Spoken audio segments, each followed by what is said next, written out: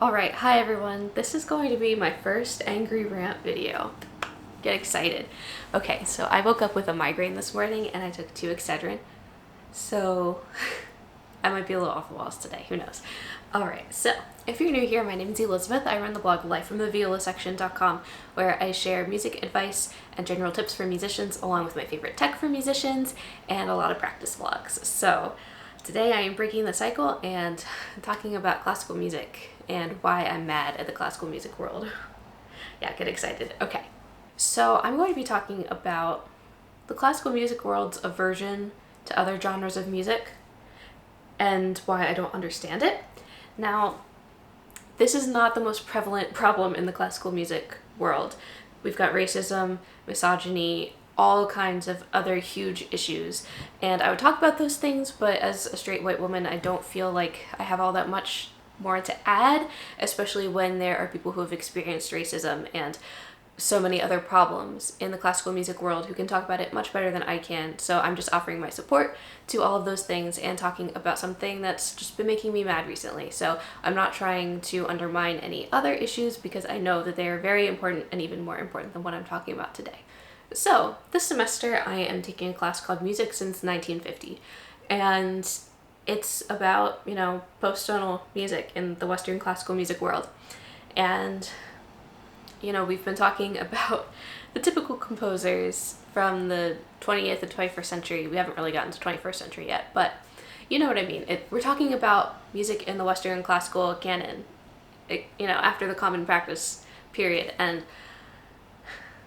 in the very first class, our teacher said that we're focusing on, the classical music tradition and not really rock music or anything, even though, it's very prevalent since 1950, but, that's just not what we're talking about.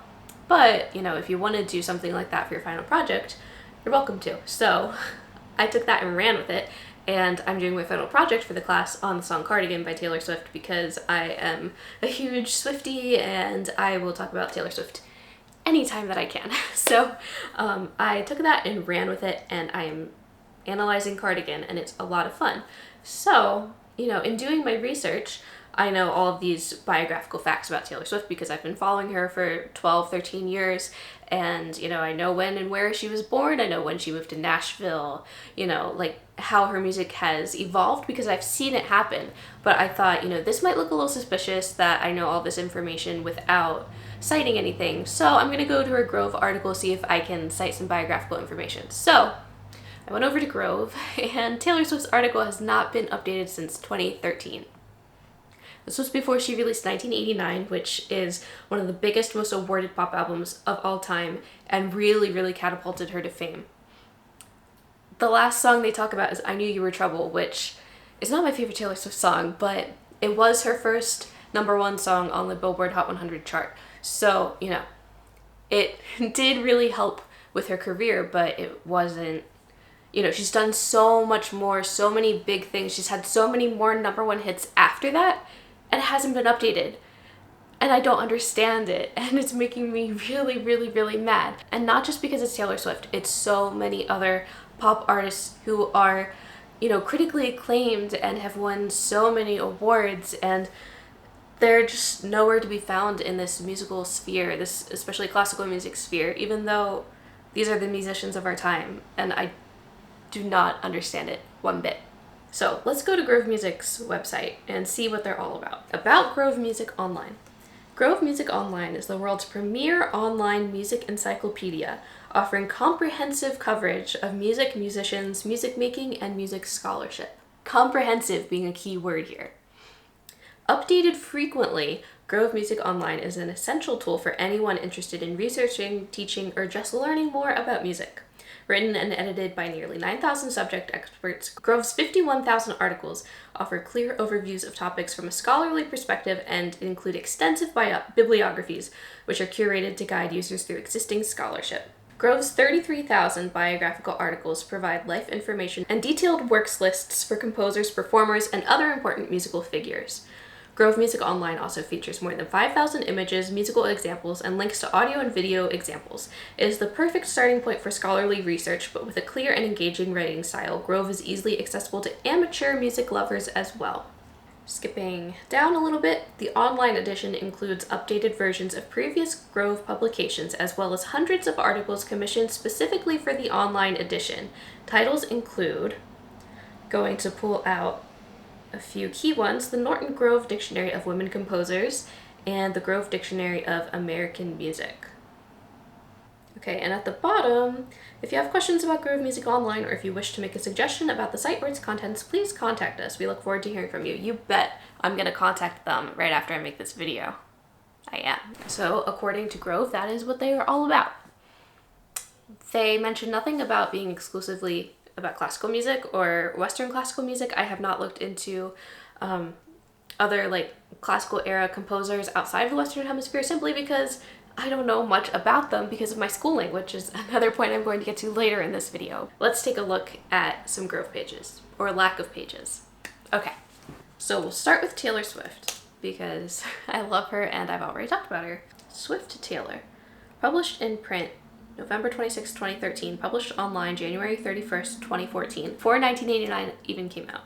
American country pop singer. She's not country pop anymore. Singer-songwriter. Talks about her single Tim McGraw, Fearless, Speak Now, Red. Swift's recordings have garnered her 7 Grammy Awards. She now has 11. 6 Academy of Country Music Awards. I don't know if she has any more since Red was her last country album. 7 Country Music Awards, still I don't know, among many others. Okay, so in 2019, she was the Artist of the Decade at the American Music Awards. That is a huge accomplishment and accolade. Like, and it's not on Grove at all. Like, what does this even mean? In her brief career, Swift has been recognized not only as a talented recording artist, but also as a strong songwriter. In 2010, she earned the 2010, yeah, okay, that's weird writing, BMI Hal David Starlight Award, which honors young songwriters. Oh, I can't read anymore. In compositions such as Love Story, Swift captures the emotional angst of young love within a country idiom that is normally addressed to a significantly older audience. Okay, so that was true like 7 years ago, but what about her newer music, which has provided her so much acclaim? It doesn't make any sense. Okay, let's look at Beyonce now, because she is now the woman with the most amount of Grammy Awards. Okay. Beyonce's article was published in print on November 26, 2013, same as Taylor Swift, published online on July 10th, 2012. Not updated since then. Okay, so personally, I don't know all that much about Beyonce, except that, you know, she's well revered and she's respected as, you know, an artist. She has won so many awards. Like I said, she is the woman with the most number of Grammy Awards. Like, that means something.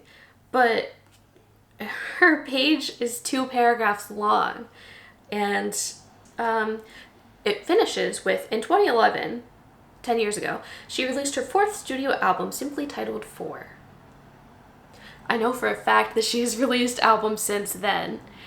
This doesn't make any sense. Like, it's making me so mad. They are 2 of the most well-respected musical artists of our time, especially female artists of our time, and their Grove articles are nothing. Like, how are we expected to do any kind of scholarly work if there's not even a Grove article? I mean, I can do a lot of scholarly work. I could start some kind of big scholarly shrine to Taylor Swift if I wanted to, but, you know, even without a Grove article, but it feels so demeaning, and that's what makes me really, really, really mad. Okay, let's look up some male artists. So, who's a well-respected male artist? Let's, I don't even know. Who's a well-respected male artist? Let's look up Bryce Dessner. He's Aaron Dessner's twin. He did the orchestrations for Folklore by Taylor Swift, and he is an actual, like, classical music canon, I guess, composer. He is based in Paris, and he's composed works for the Kronos Quartet. He's done a ballet. He's worked with Steve Reich. Like, he's, you know, what we would consider a composer in our classical music world. He has no Grove article. Shouldn't he be in here? Like, I'm just so confused. Okay, let's see if Hilary Hahn has one. All right, she does have one. Okay, published in print November 26th, 2013, same as Taylor Swift and Beyonce. Published online October 16th, 2013. Once again, it's 2 paragraphs long. And she's such a well-respected classical musician of our time. And she has 2 paragraphs. The latest things it talks about happened in 2009. That's 12 years ago? Yeah? 12 years ago. 12 years ago. She's done so much in the last 12 years. She just released an album. She started the 100 Days of Practice Challenge, which has, you know, taken the Instagram classical music community kind of by storm. Like, they're missing out on so much classical music and just music in general, like I've been saying. It makes absolutely no sense to me. Okay, I want to look up Harry Styles, even though I know he's not going to be in here. Nope. Harry Connick Jr., though. He's in here. What about Red Hot Chili Peppers? Do they have a Grove article? Oh, they do have a Grove article. Okay. Published in print November 26, 2013. Say it with me. Published online January 20th, 2016. Okay. There's this 1 paragraph long. It's a long paragraph, but 1 paragraph. The article's funny. Yeah, the most recent thing they talk about happened in 2009.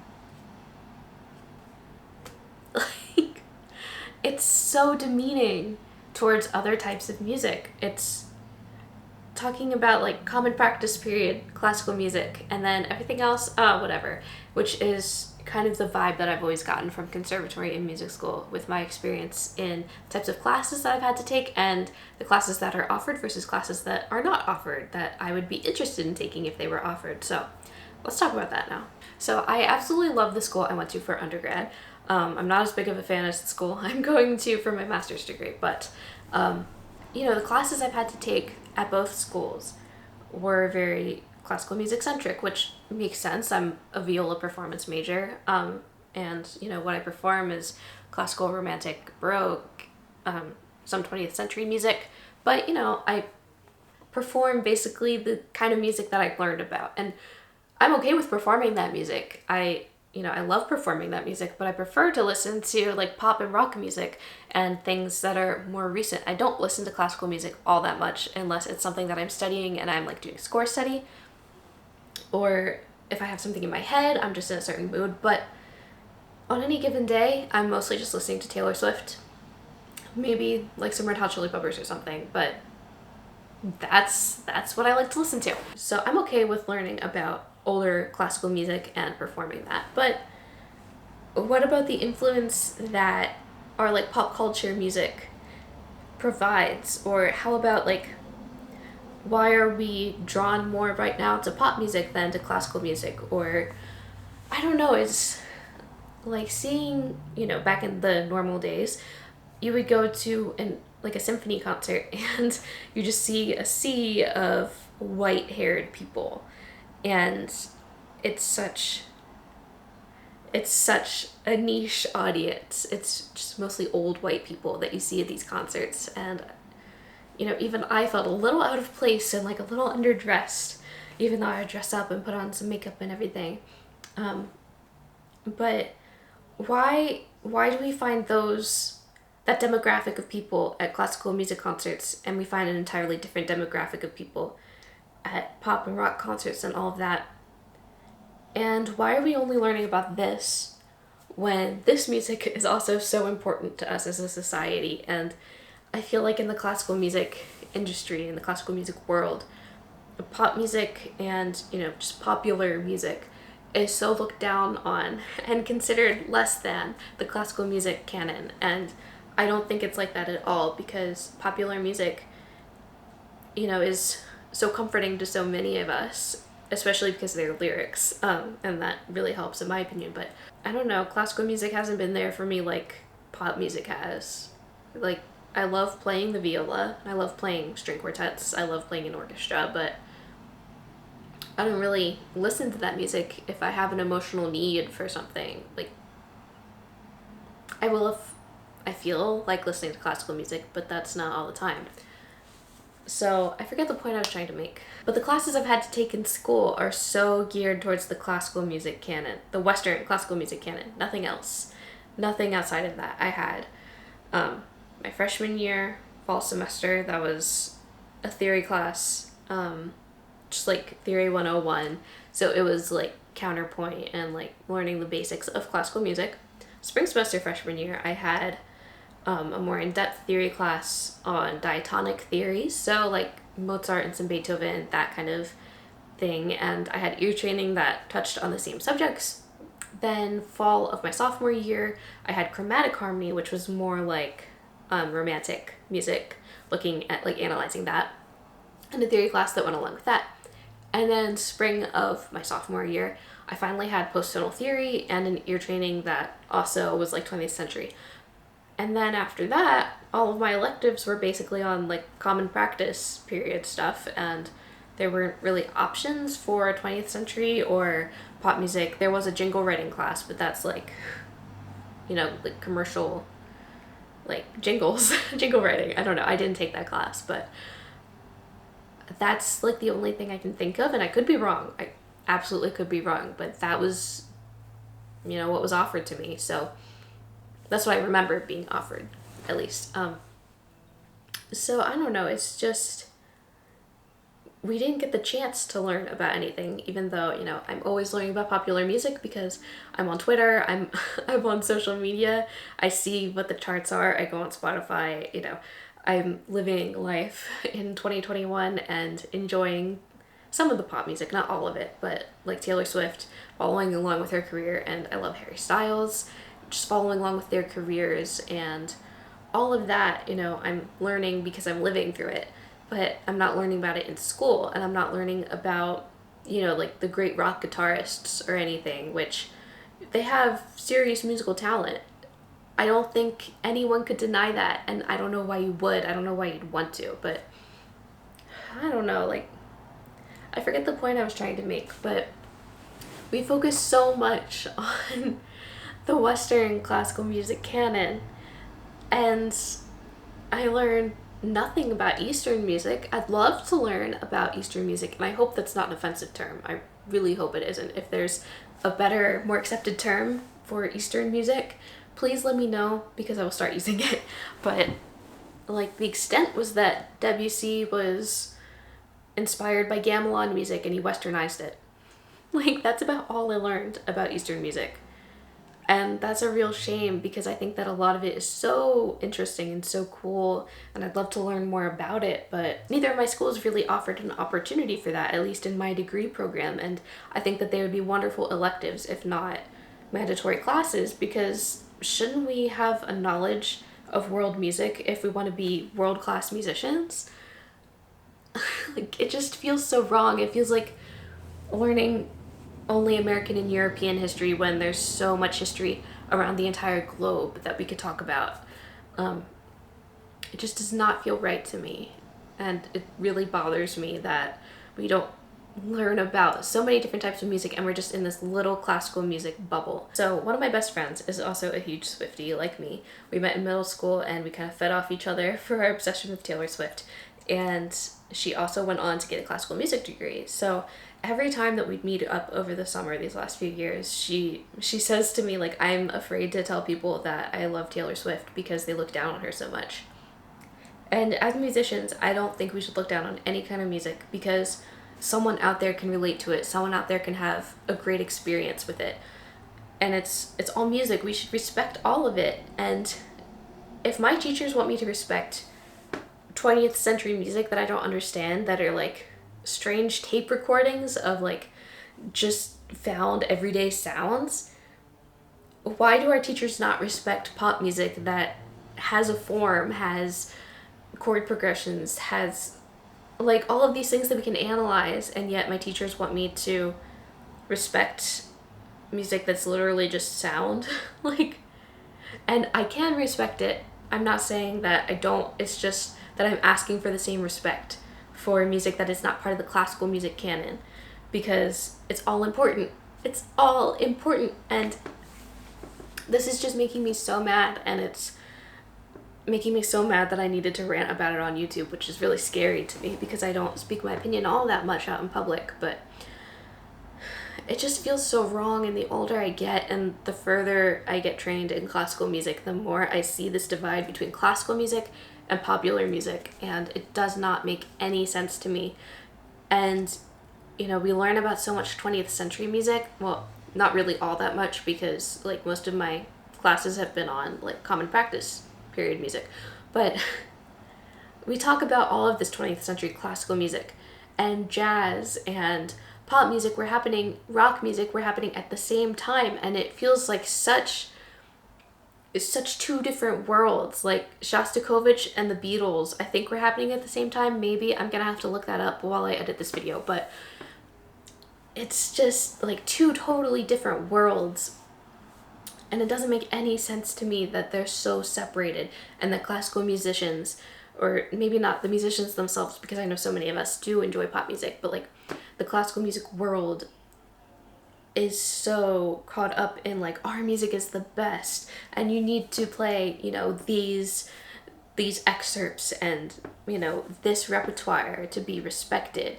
But, you know, why are you spending time listening to pop music when you should be listening to your music all the time? Like, doesn't make any sense to me. And the fact that Grove doesn't have articles for these musicians who are going to go down in history in the record books as, you know, the biggest musicians of our time, the fact that Grove is not respecting these musicians makes me so angry, and it like makes me feel like I should leave classical music, but I won't, because I love playing classical music and I love teaching it.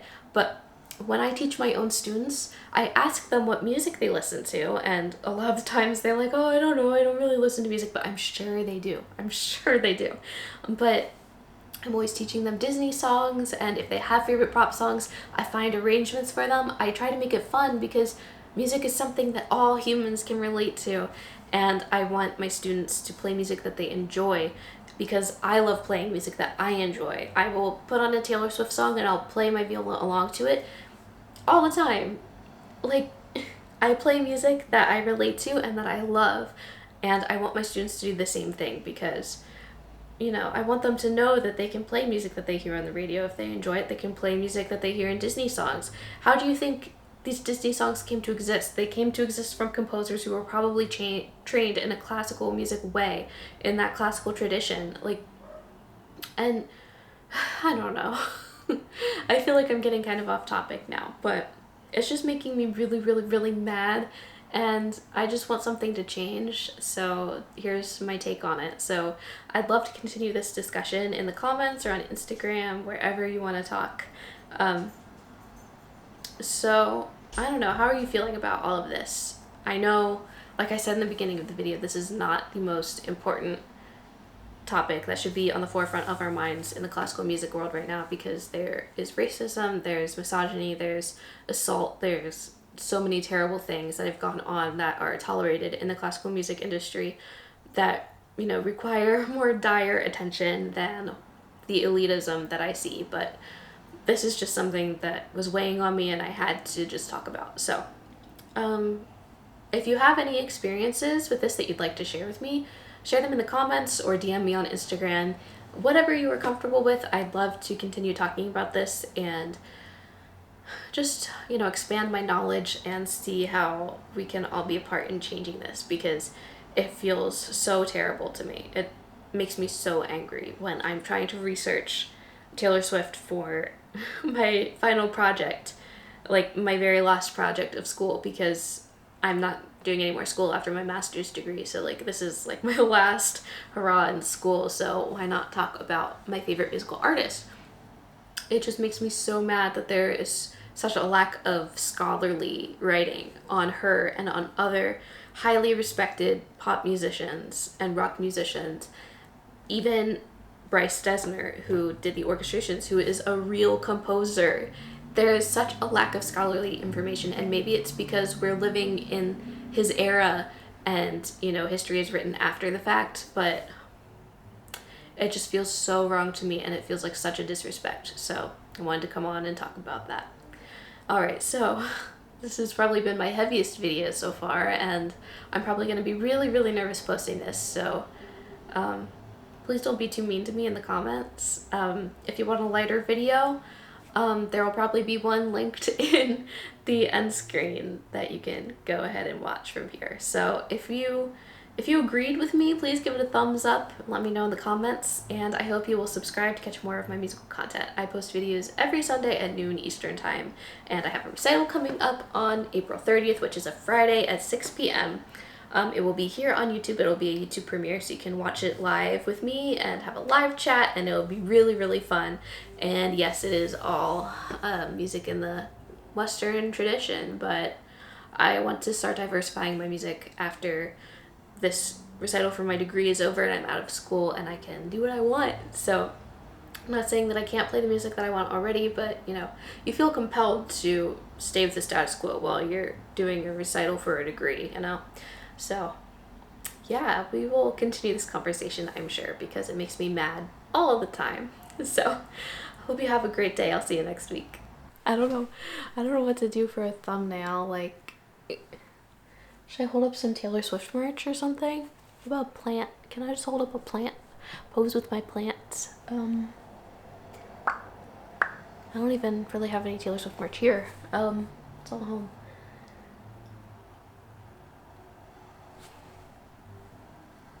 Okay, it's probably good. I hope. Bye.